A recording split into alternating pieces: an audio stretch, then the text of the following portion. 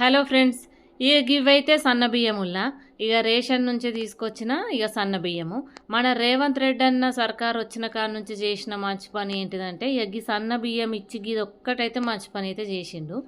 ఇక ఇవైనా అట్లనే తింటామా అంటే ఇక అట్లనే తెచ్చుకొని తినేటట్టు అయితే ఉండయి.